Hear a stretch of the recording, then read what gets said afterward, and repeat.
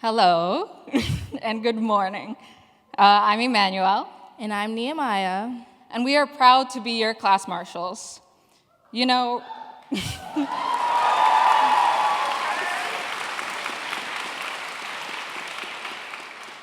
when we were told that we would be the class marshals, the general reaction we got from our friends and family was, "Congrats, I'm so proud of you, but what the heck is that?" Which coincidentally is also the reaction that you get when you tell your friends and family that you are going to a place called Williams College. Congratulations. But did you mean William and Mary? Williams College, our best kept secret in the valley of a mountain far, far away. If it's all right with you guys, we'd like to take you back to a time before we were Williams students, to previews, an opportunity for prospective students to visit Williams and interact with the community. Coincidentally, for Manny and I, it was also our first opportunity to set foot onto campus. However, during the previews for the incoming class of 2023, there was intense controversy on campus over allowing for Black students to hold a Black previews, which was a space intended to have Black students talk to potential students about the realities and struggles of being Black at Williams. However, such an idea was met with intense resistance as a result of various institutions at the college not knowing how to accommodate for an event that both recognized racial injustice in the education system and attempted to make space for those previously unspoken for. To this, we would like to formally propose to our class that we've been taught a false narrative, that Williams is a teeny tiny college in a valley far, far away, isolated from everyone else. Rather, Williams is a college that has long since been touched by histories, both good and bad, and has responded in kind. Far from small and isolated, Williams possesses a global influence of students, faculty, and alumni whose histories could fill textbooks to the brim. This history of education, both at Williams and in this country, is something that we all have our own unique relationship with and struggles with. That is the story of Williams as an institution. However, through this, Williams as a tale told through its people is a much different story. Williams as its people is a small and kind community. Williams as its people and as a person can sure be isolating.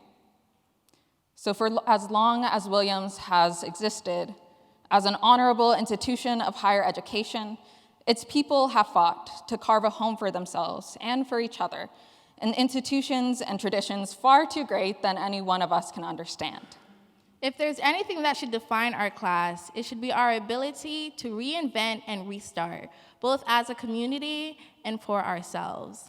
As Reverend Valerie has already stated, this class is the last class to hold memories of what Williams was like pre-COVID.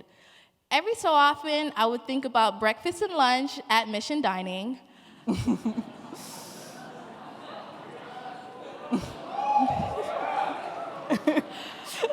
I don't know about you guys, but 2019 Nehemiah was at the waffle maker every breakfast and at the deli every lunch. But beyond the nostalgic joys of the food that was served, Mission itself has also served as a monument to the missionary movement, a narrative that has hung over international students and students of color as they try to make their way through a space that is dedicated to those that have greatly contributed to the disempowerment of their families and their communities. But there are those in our community that have tried to reinvent the way that we relate to this space, which is to say that our relationship to the land has changed in the same way that those who have inhabited it, the students, the faculty, and the staff, have also changed. The intricacies of the housing system have changed greatly over our time at Williams. Was it not our class of junior advisors that picked up efforts of previous JAs and finally succeeded in securing a paycheck for future JAs, RAs, and HCs?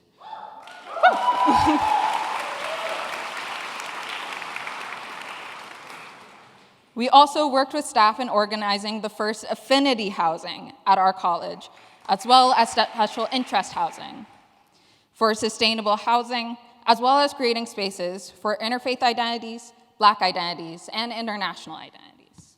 Our year holds the last memory of College Council, an institution that was founded Right? an institution that was founded over 100 years ago. We were part of a movement to abolish this form of student government in form of one that was much more representative of our ideals. And in the wake of the overturning of Roe v. Wade, several wonderful student organizations and those within our community have organized to change long-standing protocols at the college to protect what rights our community members have. Not to mention that we've been honored as some of the first Williams students to be able to learn from the presence and activism of the Stockbridge-Muncie Band of Mohican Indians Historical Preservation Office, which have worked to further the efforts of Mohican activists and historians in charting the history of their homeland, including the displacement of the Mohican people, which was led in large part by Ephraim Williams Sr., the father of our namesake.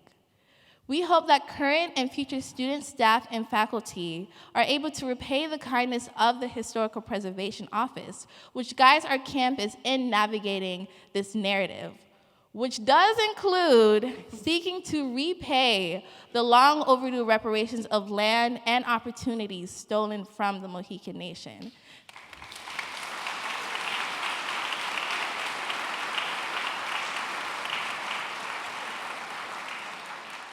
This is with the purpose of healing this land and people from the past, in the present, and towards the future. Finally, when the world shut down in the wake of a global pandemic, we found a way to begin again, pick up and move forward with our lives, even when faced with immense barriers, struggles, sickness, and grief. And that's something to be immensely proud of.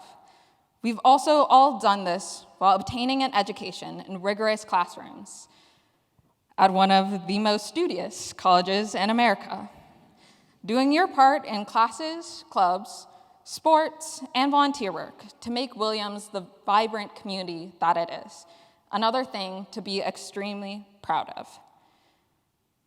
And while we are all working to restore things to, air quote, normal, let us also come to terms with the fact that things will never be the way that they once were. Of course, there are traditions we hope that they will withstand the test of time, but we should not let the fear of change render us stubborn and stagnant to progress. So where does that leave us now? Well, this is our last year to make a mark on the institutions and communities that have helped shape us. It is another opportunity to revive the traditions that have been neglected, but to also discard and reinvent traditions that no longer serve us. Let's make sure that we take every opportunity that this college offers, so that when we leave here, we are empowered with the ability to restart and rewrite history, and leave every community that we are a part of better, kinder, and stronger than it was when we found it. Today marks a milestone in your journey. Congratulations to the class of 2023 and the Point Fivers.